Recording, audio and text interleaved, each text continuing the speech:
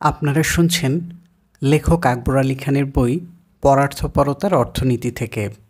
অধ্যায় 11, শিক্ষা ও অর্থনৈতিক অসাম্য। গত কয়েক দশকে মার্কিন শিক্ষার্থীদের জীবনে যে পরিবর্তন এসেছে তার বর্ণনা করতে গিয়ে একজন মার্কিন অধ্যাপক একটি ছোট অথচ গুরুত্বপূর্ণ তথ্যের উল্লেখ করেছেন। তিনি লিখেছেন যে 20 বা 30 বছর আগে একজন ছাত্র যখন তার বান্ধবীর সাথে সম্পর্কে শুরু করত, তখন সে প্রথমেই তাকে বলতো, আমি তোমাকে ভালোবাসি। আজকের ছাত্রছাত্রীরা যখন একত্রে বসবাস শুরু করে তখনও ভালোবাসার নাম করে না, কিন্তু তারা যখন একত্র বাসের শেষে একে অপরের সাথে সম্পর্ক ছিন্ন করতে চায়, কেবল তখনই বলে, আমি তোমাকে ভালোবাসি। তবে সেটা সান্ত্বনা দেওয়ার জন্য। একসময় প্রেমিক প্রেমিকা আমি তোমায় ভালোবাসি কথাটি শোনার জন্য অধীর আগ্রহে অপেক্ষা করত। আজ একই বাক্য শুনলে তারা আঁতকে ওঠে। আজকের তরুণ তরুণীদের ব্যক্তিগত জীবনে যে নীরব বিপ্লব এসেছে তার চেয়ে অনেক বেশি অতস্পর্শী রূপান্তর ঘটেছে শিক্ষা ও অর্থের সম্পর্কে। মানুষের ইতিহাসে দীর্ঘদিন ধরে বিদ্যাচর্চা ছিল একটি পবিত্র সাধনা। এতে লোভ লালসার কোনো স্থান ছিল না। আজকে শিক্ষা একটি বিপণনযোগ্য পণ্য, যা লাভ লোকসানের বেনিয়া তাড়নায় নিয়ন্ত্রিত হয়।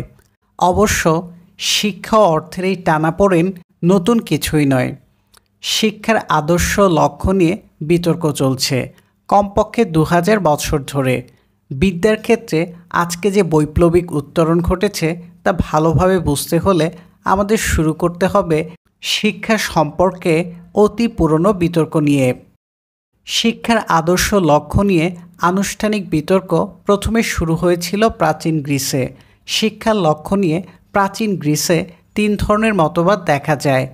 এক ঘরানার দার্শনিকগণ মনে করতেন শিক্ষা অর্থ উপার্জনের হাতিয়ার নয়, শিক্ষার লক্ষ্য হলো জ্ঞান অর্জন, কাজেই অর্থের বিনিময়ে শিক্ষাদান অসমীচীন। আরেক ঘরানার দার্শনিকগণ বিশ্বাস করতেন যে বিদ্যা শিক্ষার্থীদের ভবিষ্যৎ আয় বাড়িয়ে দেয়, কাজেই অর্থের বিনিময়ে শিক্ষা দেয়া ন্যায়সঙ্গত। তৃতীয় মতবাদের প্রবক্তারা মনে করতেন যে বিদ্যার জন্য অর্থের প্রয়োজন আছে, তবু বিদ্যাকে অর্থের দাসে পরিণত করা মোটেও বাঞ্ছনীয় হবে না। প্রথম মতবাদের প্রধান প্রবক্তা ছিলেন সক্রেটিস। সক্রেটিসের মতে শিক্ষার মূল লক্ষ্য আত্মার বিকাশ, অর্থ উপার্জন নয়। তিনি বিশ্বাস করতেন যে অর্থের বিনিময়ে বিদ্যা বিক্রয় পাপ। তাই তিনি বলেছেন, হে এন্টিফন, আমাদের মধ্যে অনেকে বিশ্বাস করে যে সৌন্দর্য অথবা জ্ঞান সম্মানজনক বা অসম্মানজনকভাবে বিতরণ করা সম্ভব। যদি কোনো ব্যক্তি তার দৈহিক সৌন্দর্য অর্থের বিনিময়ে ক্রয়োচ্ছু কোনো ব্যক্তির কাছে বিক্রয় করে, তবে আমরা তাকে দেহ ব্যবসায়ী বলে থাকি। অথচ এক ব্যক্তি যদি অপর ব্যক্তিকে সম্মানিত মনে করেন এবং তার উপযুক্ত গুণগ্রাহী হন, তবে তাদের মধ্যে যে বন্ধুত্ব গড়ে ওঠে তাকে আমরা বিজ্ঞ মনে করে থাকি। একইভাবে যারা তাদের জ্ঞান অর্থের বিনিময়ে ইচ্ছুক ক্রেতাদের কাছে বিক্রয় করে থাকেন তাদের লোকেরা সোফিস্ট বলে। তারা হচ্ছেন জ্ঞান জগতের গণিকা। কিন্তু যদি উপযুক্ত কোনো ব্যক্তির সাথে অপর ব্যক্তির বন্ধুত্ব হয় এবং ওই ব্যক্তি যদি বন্ধুকে তার জ্ঞান প্রদান করেন, তবে আমরা তাকে উত্তম সম্মানিত নাগরিক গণ্য করে থাকি। সক্রেটিসের মতে যেসব শিক্ষক অর্থ উপার্জনের জন্য পড়িয়ে থাকে তারা জ্ঞানের জগতে বারবনিতা। শিক্ষার উদ্দেশ্য অর্থ কামাই নয়। তাই তার মতে পণ্ডিতদের জীবনে দারিদ্র্য হলো অত্যন্ত প্রত্যাশিত। সক্রেটিসের মতবাদ প্রত্যাখ্যান করেন সোফিস্ট দার্শনিক ঘরানার নেতা প্রোটাগোরাস। সোফিস্ট শব্দের উৎপত্তি হয়েছে গ্রিক শব্দ সোফিস্টাই হতে। এর শাব্দিক অর্থ হল জ্ঞানের শিক্ষক। প্রোটাগোরাস বিশ্বাস করতেন বিদ্যার মূল লক্ষ্য হল বাস্তব জীবনের সাফল্যের জন্য শিক্ষার্থীদের গড়ে তোলা। তাই তিনি বিদ্যার্থীদের গার্হস্থ্য ও পারিবারিক ব্যবস্থাপনা, ভাবের কার্যকর প্রকাশ, রাষ্ট্রের কার্যাবলী সম্যকভাবে উপলব্ধি ও পরিচালনা এবং ব্যক্তিগত সামাজিক বিষয়াবলীর বিজ্ঞ ব্যবস্থাপনা সম্পর্কে শিক্ষা দিতেন। যেহেতু ব্যবহারিক শিক্ষা শিক্ষার্থীদের জন্য মুনাফাজনক ছিল, সেহেতু শিক্ষাদানের জন্য তিনি অত্যন্ত চড়া মজুরি দাবি করতেন। প্রতি ছাত্রের শিক্ষার জন্য তিনি প্রায় 10,000 দ্রাকমা গ্রহণ করতেন। দ্রাকমা হল রৌপ্য মুদ্রা। প্রাচীন এথেন্সে প্রতি দ্রাকমাতে 1 বুশেল গম পাওয়া যেত।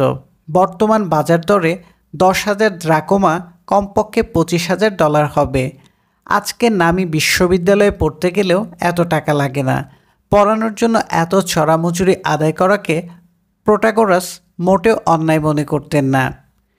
তৃতীয় মতবাদের প্রবক্তা ছিলেন এরিস্টিপাস। শিক্ষার উদ্দেশ্য সম্পর্কে তিনি সক্রেটিসের সাথে একমত ছিলেন না। অন্যদিকে তিনি প্রোটাগোরাসের সাথেও একমত নন। তিনি বলতেন যে বিদ্যার উদ্দেশ্য দারিদ্র্য নয়, ঐশ্বর্য নয়। বিদ্যা আমাদের শিক্ষা দেবে কিভাবে এদের সমন্বয় করতে হবে। বিদ্যা শিক্ষা করে শিক্ষার্থীদের ঐশ্বর্যের দাস হলে চলবে না, বরং ঐশ্বর্যের প্রভু হতে হবে। সক্রেটিস অর্থের বিনিময়ে শিক্ষাকে দেহ ব্যবসায়ের সাথে তুলনা করতেন। অ্যারিস্টিপাস অবশ্য দেহ ব্যবসাকেও খারাপ বলে স্বীকার করতেন না।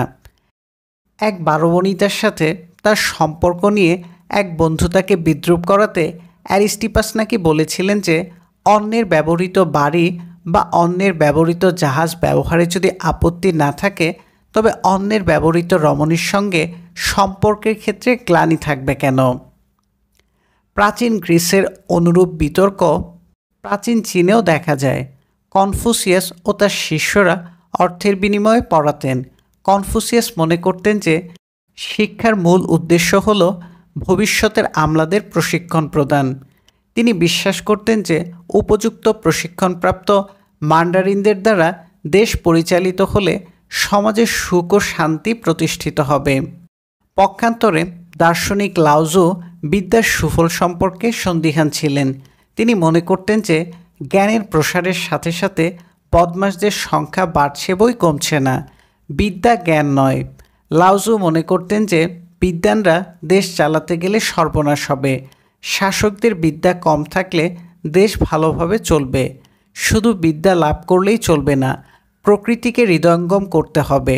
তাই তার মতে শিক্ষকদের শিক্ষা নয়, হৃদয়ে নীরবতা হলো জ্ঞানের প্রথম সোপান।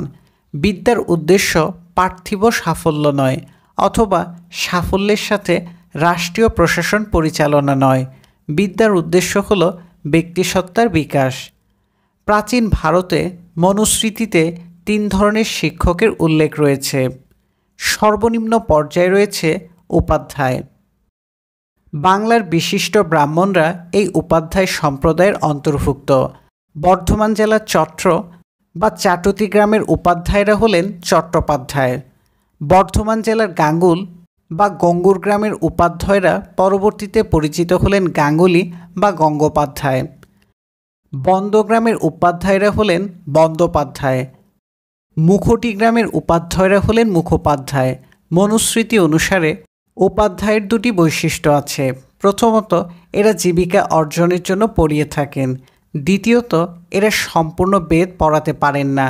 বেদের অংশ অথবা বেদ পাঠের সহায়ক গ্রন্থসমূহ পড়িয়ে থাকেন।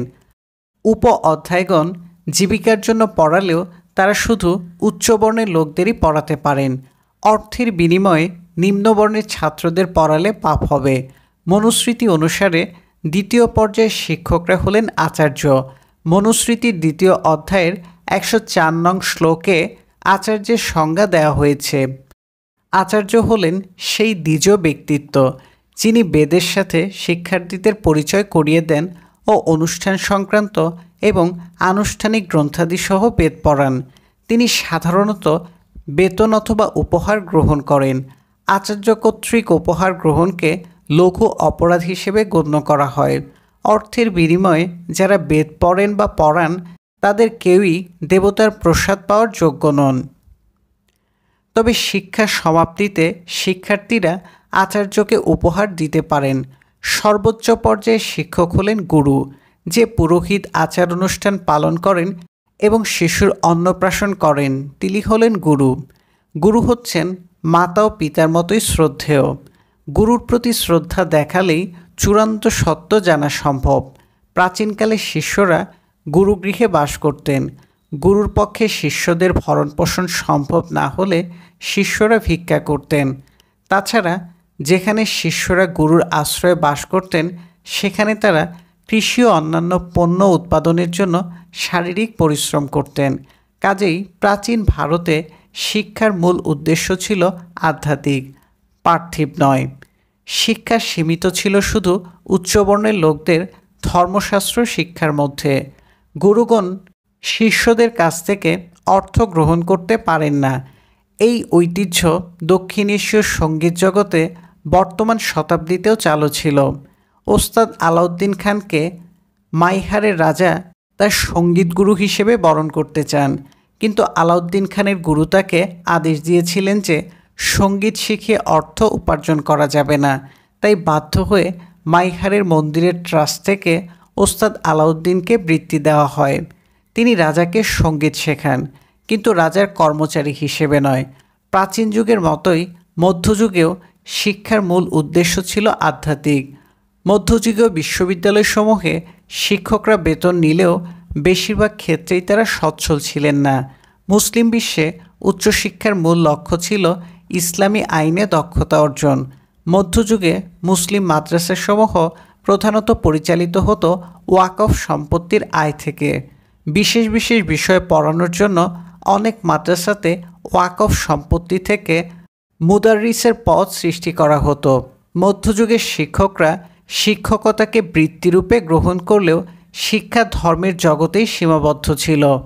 প্রাচীন ও মধ্যযুগের ইতিহাস পর্যালোচনা করলে দেখা যায় যে পৃথিবীর সর্বত্র অধিকাংশ দার্শনিকই শিক্ষাকে অর্থ উপার্জনের একটি নিছক নিমিত্তি হিসেবে মেনে নেননি, বরং তারা অর্থের প্রতি আকর্ষণকে হেয় গণ্য করেছেন।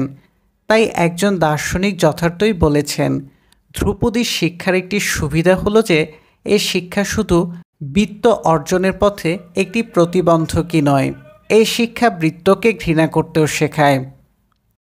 অধিকাংশ দার্শনিকই তাই স্বেচ্ছায় দারিদ্র্যকে বরণ করে নিয়েছেন। প্রাচীন গ্রীসের দার্শনিকগণ দারিদ্র্যকে শুধু সহ্যই করেননি, অনেকে বৃত্তের অভাব নিয়ে গর্ববোধ করতেন। গ্রিসের একনায়ক ডায়োনিয়াস দার্শনিক অ্যারিস্টিপাসকে প্রশ্ন করেছিলেন, দার্শনিকগণ কেন বিত্তবানদের দ্বারে দ্বারে ঘুরে বেড়ায়, অথচ ঐশ্বর্যশালীরা দার্শনিকদের খুঁজে বেড়ায় না? দার্শনিক অ্যারিস্টিপাস জবাব দিয়েছিলেন, দার্শনিকগণ জানে তারা কি চায়, অথচ ধনীরা তা জানে না। দার্শনিক এন্টিফেনিস ছেঁড়া কাপড় পরতেন। সক্রেটিস তাকে ঠাট্টা করে বলতেন, এন্টিফেনিসের পোশাকের প্রতিটি ছিদ্রে তার দম্ভ দেখা যায়। অবশ্য সকল দার্শনিকই দারিদ্র্যের নন্দিত পথ বেছে নেননি। এদের অনেকেই নিজের বিদ্যাকে অর্থ উপার্জনের জন্য ব্যবহার করেছেন। এই প্রসঙ্গে প্রাচীন গ্রিক দার্শনিক থ্যালিসের অভিজ্ঞতা স্মরণ করা যেতে পারে। থ্যালিস তার বিদ্যা প্রয়োগ করে ফসল উৎপাদন সম্পর্কে ভবিষ্যৎবাণী করতে পারতেন। একবার আবহাওয়া দেখে তিনি সিদ্ধান্তে পৌঁছেন যে ওই বছর জলপাইয়ের ফলন খুব ভালো হবে। গ্রিসে জলপাই প্রধানত ব্যবহৃত হয় তেল উৎপাদনের জন্য। থ্যালিস তার শহরের সবগুলি তেলের খানি বায়না দিয়ে রাখেন। যখন জলপাই ঘরে তোলা হলো, সবাই ছুটলেন তেলের খানি ভাড়া নেয়ার জন্য, কিন্তু থ্যালিস সব তেলের খানিতেই বায়না দিয়ে রেখেছেন। কাজেই থ্যালিসকে অতিরিক্ত মুনাফা দিয়ে তেলের খানি ভাড়া নিতে হয় অন্যদের। ফলে থ্যালিস রাতারাতি বড়লোক হয়ে যান। প্রাচীন ও মধ্যযুগে বিদ্যা ছিল উচ্চবিত্তের অতি অল্প সংখ্যক ব্যক্তির মধ্যে সীমাবদ্ধ, কেননা পার্থিব স্বাচ্ছন্দ্যের জন্য বিদ্যা প্রয়োগের সুযোগ ছিল সীমিত। গত কয়েকশো বছর ধরে অভাবিতপূর্ব কারিগরি পরিবর্তন মানুষের উৎপাদনশীলতা অতি নাটকীয়ভাবে বাড়িয়ে দেয়। ঊনবিংশ শতাব্দীতে কারিগরি পরিবর্তনের প্রথম পর্যায়ে বিস্মিত হয়ে কার্ল মার্কস ও ফ্রিডরিখ এঙ্গেলস লিখেছেন, পুঁজিবাদ প্রথম দেখিয়েছে মানুষের কার্যকলাপ কত বড় মাপের পরিবর্তন আনতে পারে। এর বিস্ময়কর কীর্তি মিশরের পিরামিড, রোমের পানির অবকাঠামো ও ও গথিক উপাসনালয়কে হার মানিয়েছে। এর অভিযানসমূহ প্রাচীনকালে জাতিসমূহের অভিবাসন ও ক্রুসেডসমূহকে ম্লান করে দিয়েছে। গত 150 বছরে যেসব কারিগরি পরিবর্তন ঘটেছে, 1900 শতকে মার্কস ও এঙ্গেলসের কাছে তা ছিল অকল্পনীয়। উদাহরণস্বরূপ কম্পিউটার প্রযুক্তি বিকাশের কথা স্মরণ করা যায়। গত 40 বছরে কম্পিউটার প্রযুক্তির উন্নয়নের ফলে কম্পিউটারের দাম যে হারে কমেছে, সে হারে উড়োজাহাজের প্রযুক্তি পরিবর্তিত হলে একটি বোয়িং 667 উড়োজাহাজ মাত্র $500 বিক্রয় সম্ভব হতো এবং কম্পিউটারের প্রযুক্তিতে যে হারে উৎপাদনশীলতা বেড়েছে, সে হারে উড়োজাহাজের প্রযুক্তি পরিবর্তন হলে 20 লিটার তেলে 20 মিনিটে একটি উড়োজাহাজ পৃথিবী প্রদক্ষিণ করতে পারত। উড়োজাহাজের ক্ষেত্রে এত দ্রুত কারিগরি পরিবর্তন হয়নি, কিন্তু অদূর ভবিষ্যতে যে হবে না তা কেউ নিশ্চিত করে বলতে পারে না। দ্রুত কারিগরি পরিবর্তনের ফলে আজকের বিশ্বে জ্ঞানই হলো উন্নয়নের চাবিকাঠি এবং জ্ঞানই হলো উন্নয়ন। বিশ্ব উন্নয়ন প্রতিবেদন 1998-99 থেকে প্রতিবাদ হয় যে আজকের মার্কিন যুক্তরাষ্ট্রে পণ্য উৎপাদনে যত শ্রমিক নিয়োজিত, তার চেয়ে অনেক বেশি লোক কাজ করছে জ্ঞানের উৎপাদনে ও বিতরণে। এ শতাব্দীর শুরুতে মার্কিন যুক্তরাষ্ট্রে বিশ্ববিদ্যালয়ের শিক্ষার্থীদের সংখ্যা ছিল 3 লাখের কম। আজকে মার্কিন বিশ্ববিদ্যালয়সমূহে 1,40,00,000-এর বেশি ছাত্রছাত্রী অধ্যয়নরত। গত 200 বছর ধরে অভূতপূর্ব কারিগরি পরিবর্তনের ফলে জ্ঞানের জগতে একটি প্রচণ্ড বিস্ফোরণ দেখা দিয়েছে। এর দুটি ফলশ্রুতি দেখা যাচ্ছে। প্রথমত, বিদ্যার বিষয়বস্তুতে একটি বড় পরিবর্তন এসেছে। প্রাচীন বিশ্বে জ্ঞান এবং নৈপুণ্য এর মধ্যে তফাৎ করা হতো। জ্ঞানের মতো নৈপুণ্য অর্জন করতে হতো, কিন্তু নৈপুণ্য জ্ঞান নয়। নৈপুণ্য সুনির্দিষ্ট ক্ষেত্রে প্রয়োগ করা সম্ভব। একই নৈপুণ্য সকল ক্ষেত্রে প্রযোজ্য নয়। ভিন্ন ভিন্ন পেশার চাহিদা অনুসারে নৈপুণ্য গড়ে ওঠে। জ্ঞানের সাথে জড়িয়ে আছে মূল্যবোধ আর জীবন জিজ্ঞাসা, কিন্তু নৈপুণ্য মূল্যবোধ নিরপেক্ষ। দার্শনিকদের কাছে নৈপুণ্য হেয় মনে হলেও আধুনিক বাজারে নৈপুণ্যের চাহিদা আছে, জ্ঞানের নেই। তাই আধুনিক বিশ্বে নৈপুণ্য জ্ঞানের বিকল্প হয়ে দাঁড়িয়েছে। বিভিন্ন কারিগরি শিক্ষা প্রতিষ্ঠানে কাজের অভিজ্ঞতা তাই জ্ঞানের স্থান দখল করেছে। শিক্ষানবিশের কর্মসূচি পাঠ্যপুস্তকে রূপান্তরিত হয়েছে। পেশা সংক্রান্ত গোপন জ্ঞান ব্যবসায়ের পদ্ধতি হিসেবে বিবেচিত হচ্ছে এবং বাস্তব অভিজ্ঞতা ফলিত জ্ঞান হিসেবে স্বীকৃত হচ্ছে। জ্ঞানের সাথে অর্থের সম্পর্ক ছিল ক্ষীণ। নৈপুণ্যের সাথে আয়ের প্রশ্ন ওতপ্রোতভাবে জড়িত হয়ে আছে। বিদ্যার আধ্যাত্মিক ভিত্তি যত দুর্বল হচ্ছে, ততই তার বস্তুবাদী ভিত্তি হয়ে উঠেছে সুদৃঢ়। দ্বিতীয়ত, আজকের বিশ্বে শিক্ষার চাহিদা মানুষের জীবন সম্পর্কে অনুসন্ধিৎসার দ্বারা নির্ণীত হয় না, নির্ধারিত হয় বাজারের চাহিদা ও সরবরাহের ভিত্তিতে। শিক্ষা একটি বিনিয়োগ, যার প্রত্যক্ষ পরোক্ষ ব্যয় রয়েছে। মুনাফার হার আকর্ষণীয় হলেই বিনিয়োগকারীরা শিক্ষার বিশেষ শাখায় আকৃষ্ট হয়। যেখানে মুনাফা বেশি, সেখানেই বিনিয়োগ বেশি হয়। অবশ্য মানবিক পুঁজির এই সরলীকৃত ব্যাখ্যা সম্পর্কে অনেকেই প্রশ্ন তুলেছেন। শুধু পয়সা খরচ করলেই বিদ্যা অর্জন সম্ভব হয় না। এর জন্য প্রয়োজন সহজাত যোগ্যতা ও পরিশ্রম। বিশ্ববিদ্যালয়ে ডিগ্রি প্রদানের পদ্ধতিতে সহজাত যোগ্যতার বাছাই সম্ভব হয়। কাজেই অনেক অর্থনীতিবিদ বিদ্যাকে বিনিয়োগ হিসেবে গণ্য না করে যোগ্যতার বাছাই এবং যোগ্যতার সংকেত প্রক্রিয়া হিসেবে গণ্য করে থাকে। তবে আধুনিক শিক্ষার প্রকৃত মুনাফা যাই হোক না কেন, এ ধরনের শিক্ষার চাহিদা ক্রমেই বেড়ে চলেছে। প্রাচীন ও মধ্যযুগে শিক্ষার অর্থের সম্পর্ক ছিল অত্যন্ত ক্ষীণ। তাই শিক্ষার সাথে অর্থনৈতিক অসাম্যের কোনো প্রত্যক্ষ সহগমন ছিল না। যখন বিদ্যা ও অর্থের সম্পর্ক ছিল দুর্বল, তখন শিক্ষকদের নিষ্কর্মা মনে করা হতো। এক সময় তাই শিক্ষকদের ঠাট্টা করে বলা হতো, যারা পারে করে, যারা পারে না তারা শেখায়, যারা শেখাতে পারে না তারা শিক্ষকদের শেখায়। আজকের বিশ্বে পরিস্থিতি সম্পূর্ণ পাল্টে গেছে। যারা উৎপাদনে নৈপুণ্য প্রয়োগ করছে, তাদের চেয়ে বেশি বেতন না দিলে উপযুক্ত শিক্ষকই পাওয়া যাবে না। আজকের উপযুক্ত শিক্ষকের সমস্যা তাই আয়ের নয়, তাদের সমস্যা হলো আয়করের।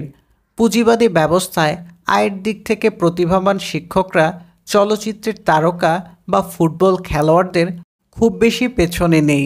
এদের অনেকেই আবার শেয়ার বাজারে বিনিয়োগ করে শুধু নিজেরাই বড়লোক হচ্ছেন না, তাদের শিক্ষা প্রতিষ্ঠানের আয়ও বাড়িয়ে নিচ্ছেন।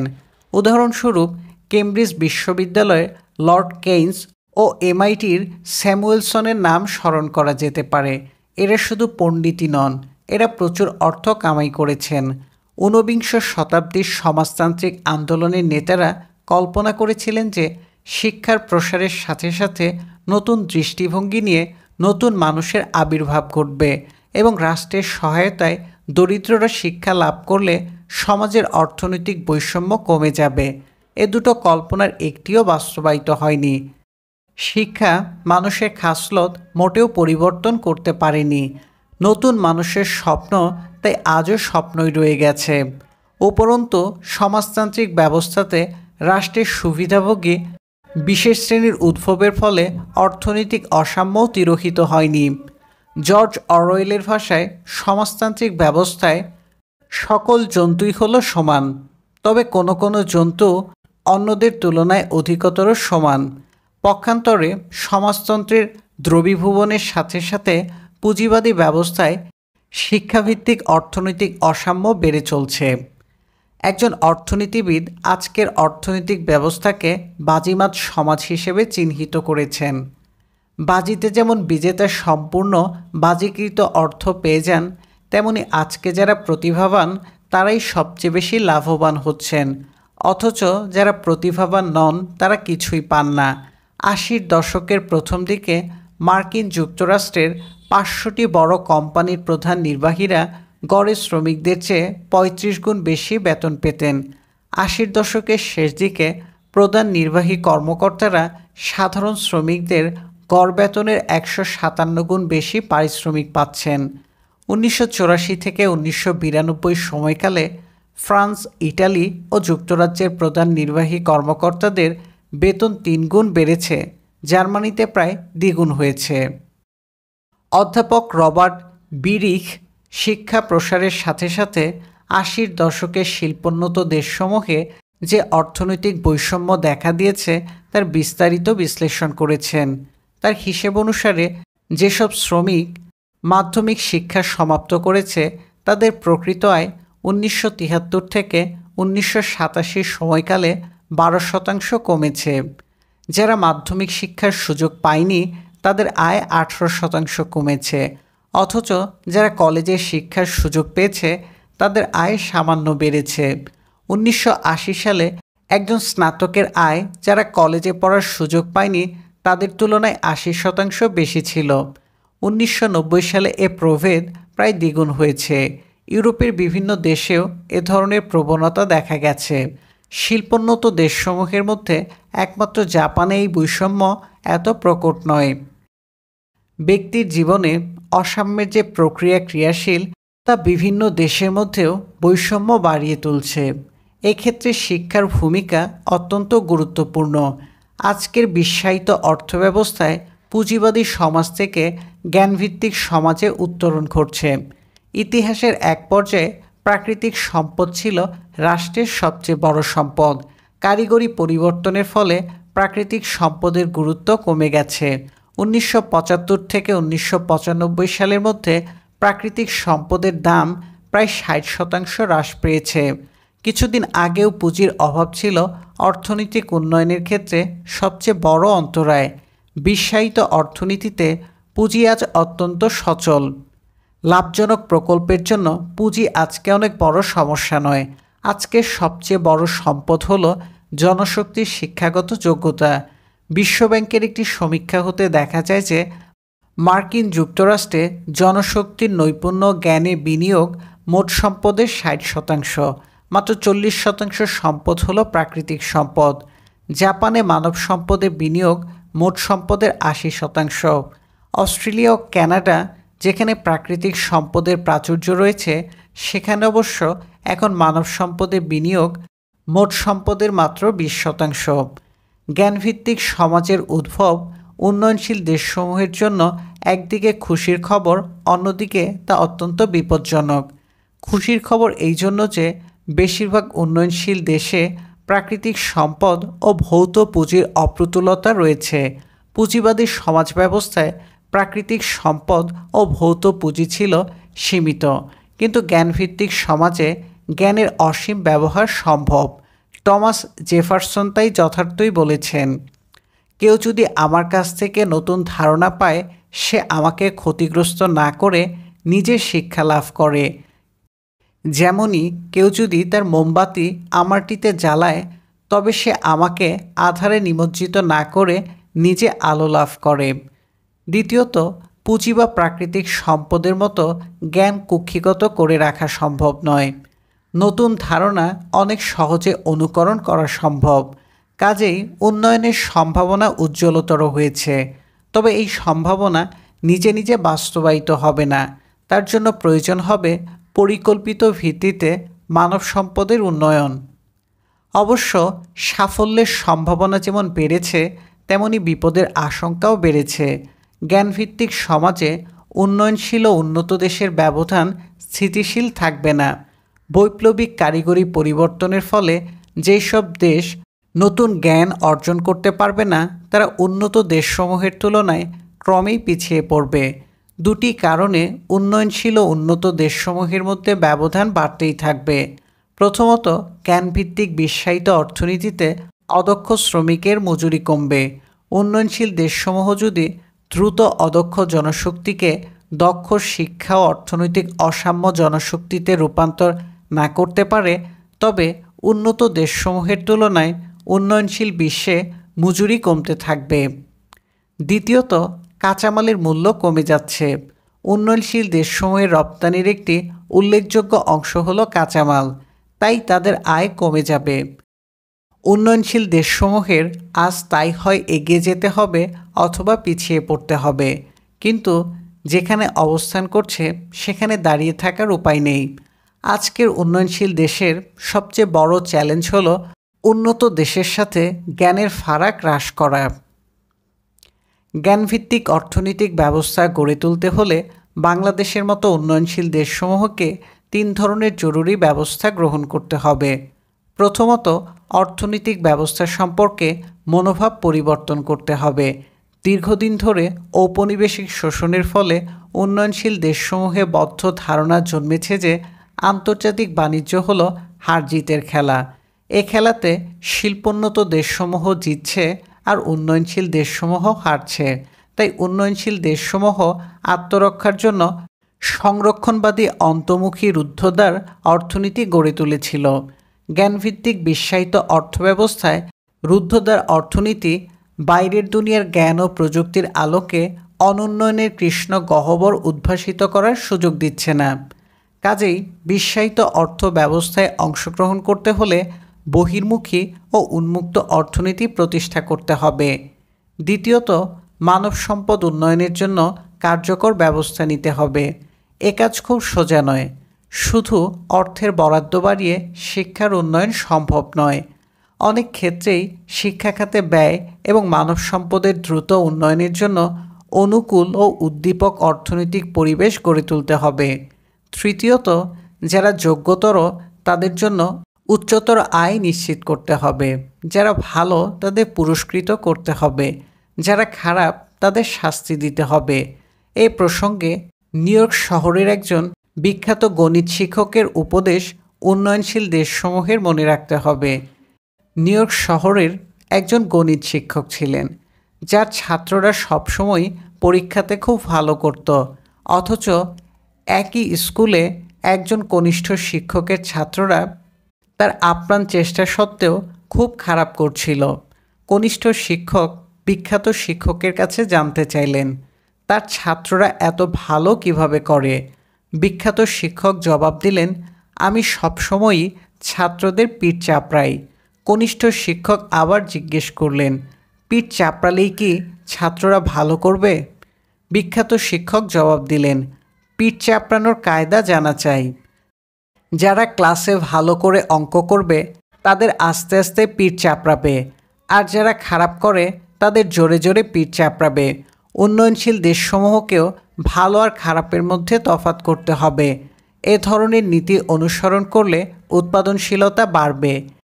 এতে ভালো ও খারাপ সকল ধরনের নাগরিকরাই উপকৃত হবে।